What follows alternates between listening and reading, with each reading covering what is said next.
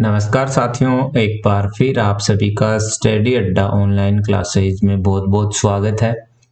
अब तक अपन ने टोटल 58 क्वेश्चन डिस्कस कर लिए थे, तो आगे शुरू करते हैं। क्वेश्चन हिंदी और इंग्लिश दोनों लैंग्वेज में है। आप जिस भी मीडियम से हो ध्यान से पढ़िएगा और जल्दी जल्दी कमेंट करके बताइए।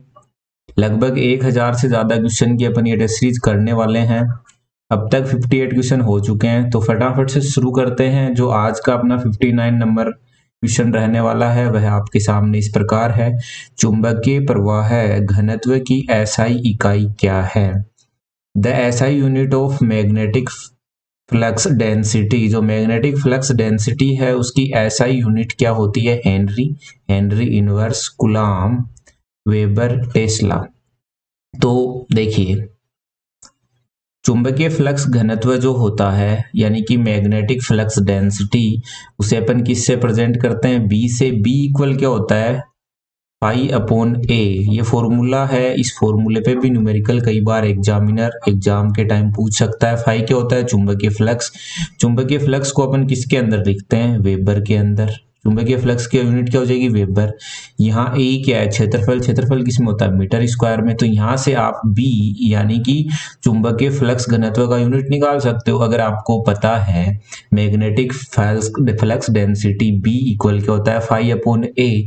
फाई को किस में लिखते हैं? वेबर में। ए को मीटर स्क्वायर में।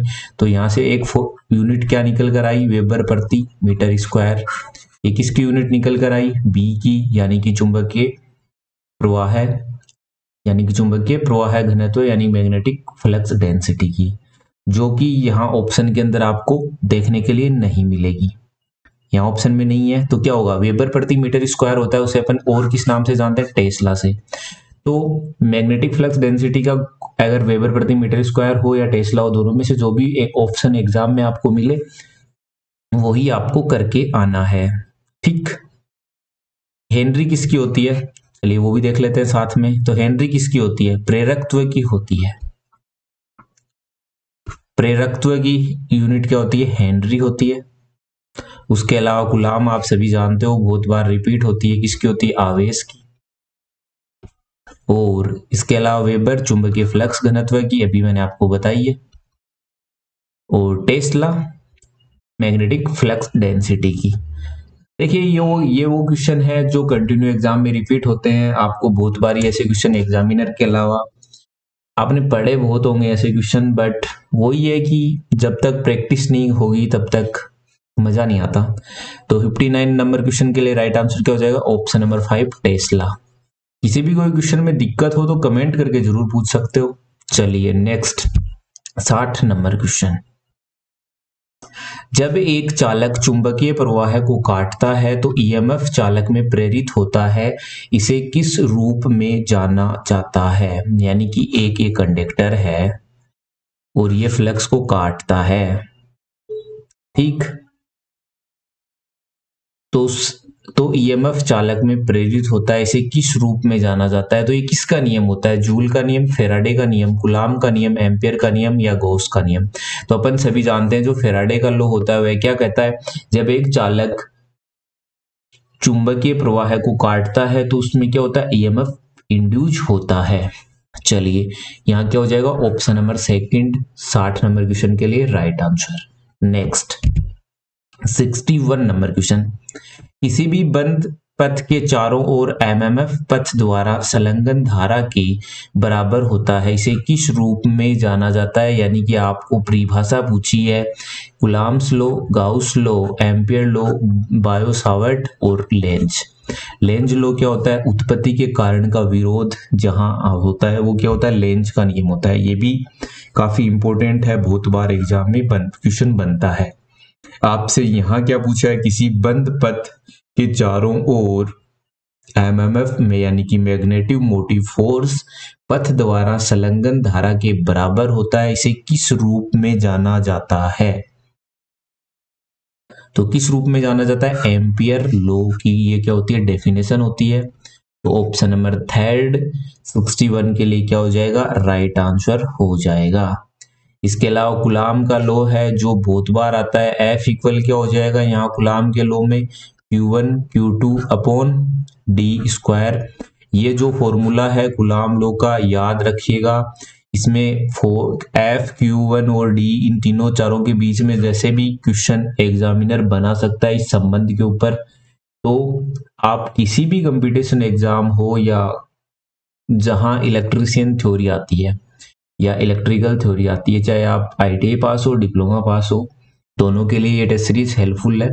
ये फॉर्मूला एकदम अच्छे से दिमाग में होना चाहिए। कूलाम लॉ क्या होता है, इसके अलावा गाउस, एम्पियर, बायो सावर्ट जो भी ऑप्शन है, अगर उनमें से कोई चीज आपको नहीं आती तो जरूर एक बार कंफर्म करके जाना।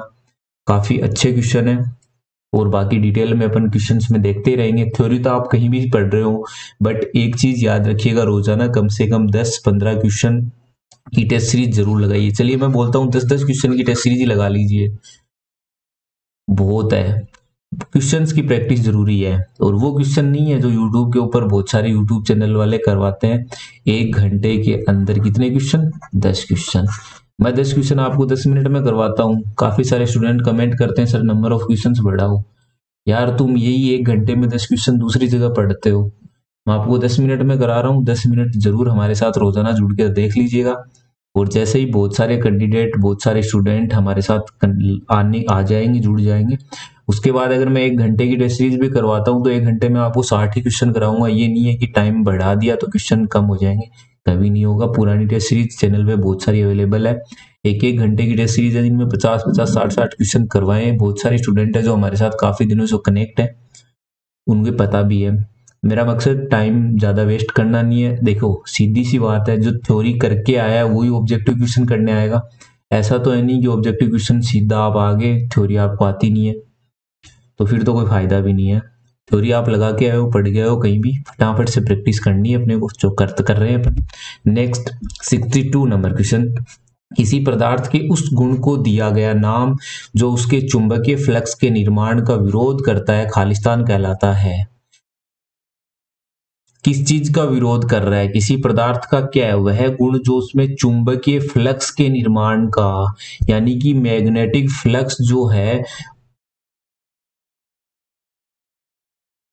उसके निर्माण का विरोध करता है, यह गुण क्या कहलाता है? तो क्या कहलाता है, रिलैक्टेंस कहलाता है। पहला ऑप्शन ही क्या हो जाएगा, सही हो जाएगा इसका। रिलैक्टेंस क्या होता है आप सभी जानते हो, किसी पदार्थ की वह प्रॉपर्टी यानी कि वह गुण होता है जो क्या करता है, उसमें चुंबकीय फ्लक्स के निर्माण का विरोध करता है। प्रतिरोध क्या करता है, उसमें धारा प्रवाह का विरोध करता है। चलिए तो 62 नंबर क्वेश्चन के लिए राइट आंसर क्या हो जाएगा, ऑप्शन नंबर फर्स्ट।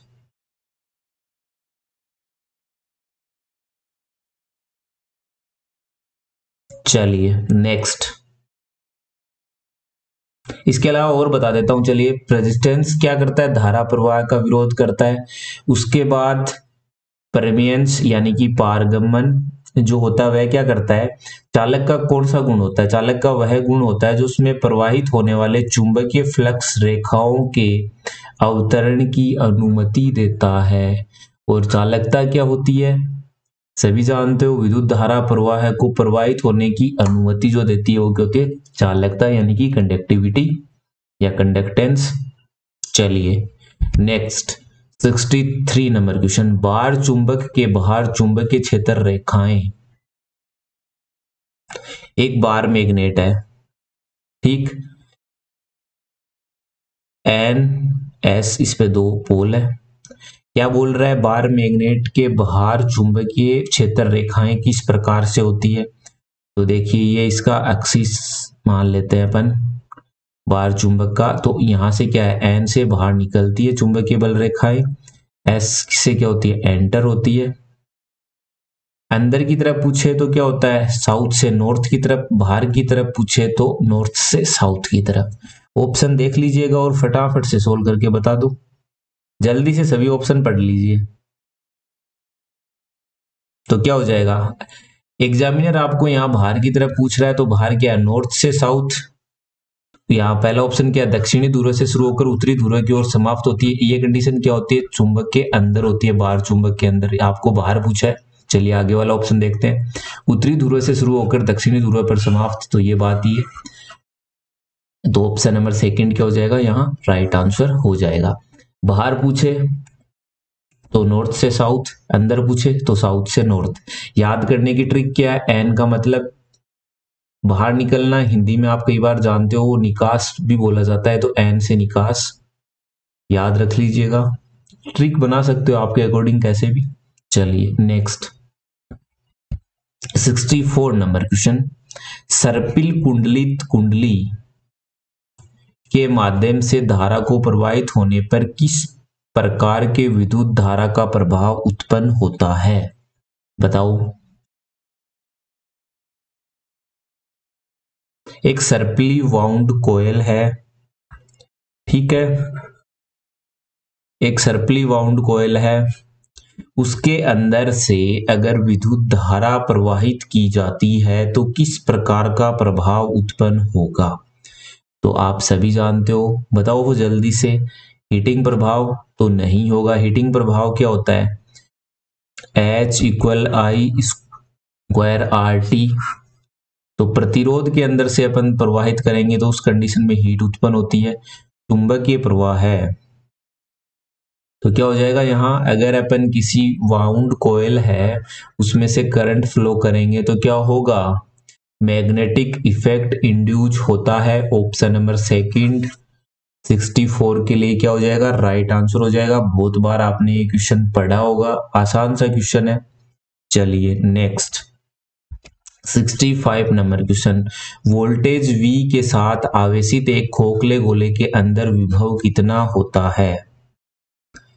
देखिए वोल्टेज V एक खोखला गोला है, उसके अंदर विभव, अंदर की तरफ आपको पोटेंशियल पूछा है, इनसाइड पोटेंशियल पूछा है, तो क्या होगा याद रखिएगा, जल्दी से बताओ। काफी बार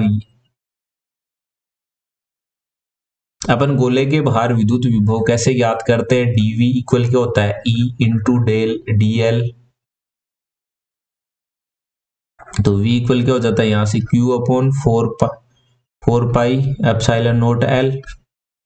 बाहर की तरफ इसी तरीके से याद करते हैं। आपको यहाँ क्या पूछा है, गोले के अंदर पूछा है, तो गोले के अंदर की तरफ जो है V आवेशित एक खोखला गोला है, तो उसके अंदर की तरफ आपसे क्या पूछा है, विभव पूछा है, तो क्या होगा,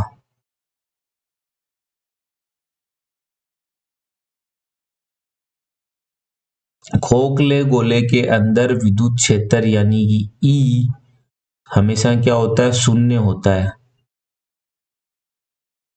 खोखले गोले के अंदर E हमेशा क्या होता है, शून्य होता है, ठीक, ताकि विद्युत विभव जो V है खोखले गोले की सतह पर V के मान पर स्थिर रहे।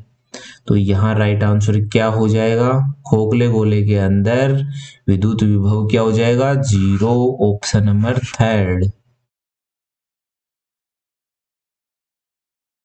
चलिए नेक्स्ट 66, निम्नलिखित में से बिजली का खराब चालक कौन सा है, यानी कि बिजली का सबसे खराब चालक कौन होगा, जिसका क्या होगा, रेजिस्टेंस ज्यादा होगा। प्रतिरोध क्या होता है, बिजली यानी कि करंट, इलेक्ट्रिसिटी प्रवाह का क्या करता है, विरोध करता है।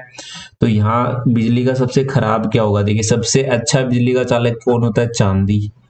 फिर क्या होता है, तांबा, एल्यूमिनियम भी कंडक्टर है, लोहा भी कंडक्टर है। शुद्ध जल, जो शुद्ध जल होता है वह क्या होगा इस कंडीशन में, यहाँ इन सब में बिजली का खराब कंडक्टर होगा।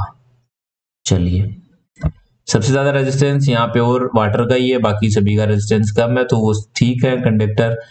कंडक्टेंस उनमें चालक आसानी से विद्युत धारा का प्रवाह हो जाएगा, बाकी शुद्ध जल में थोड़ा।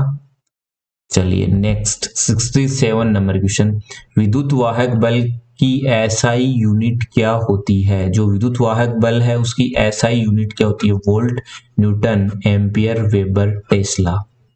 तो विद्युत वाहक बल की एसआई यूनिट क्या होती है, वोल्ट होती है। ऑप्शन नंबर फर्स्ट 67 के लिए क्या हो जाएगा, राइट आंसर हो जाएगा। इसके अलावा आप सभी को मैं आज क्वेश्चन देता हूं, न्यूटन किसकी यूनिट होती है, कमेंट करके बताइएगा। एम्पियर किसकी यूनिट होती है, कमेंट करिएगा। वेबर और टेस्ला। अपन ने कर लिए ये क्वेश्चन, बाकी नहीं किए वो क्वेश्चन आगे आएंगे। बट ये चारों यूनिट किसकी होती है, देखते हैं कि कौन हमारे साथ अच्छे से वीडियो टेस्ट सीरीज देखता है। इन 4 क्वेश्चन के आंसर जरूर कमेंट करके बताइएगा। ऐसे ही कमेंट कर देना, न्यूटन इसका यूनिट होता है, एम्पियर इसका यूनिट होता है, वेबर इसका यूनिट होता है, टेस्ला इसका यूनिट होता है। देखें तो सही कितने सारे स्टूडेंट वीडियो को अंत तक देखते हैं। और 4 आसान से क्वेश्चन दिए मैंने आपको। चलिए नेक्स्ट अगले क्वेश्चन में चलते हैं। क्वेश्चन नंबर 68, चुंबक द्वारा किस प्रकार की सामग्री को आकर्षित किया जाता है, यानी कि जो which type of material attract by a magnet, जो मैग्नेट होती है वह किस प्रकार के मटेरियल को अपनी ओर आकर्षित करती है।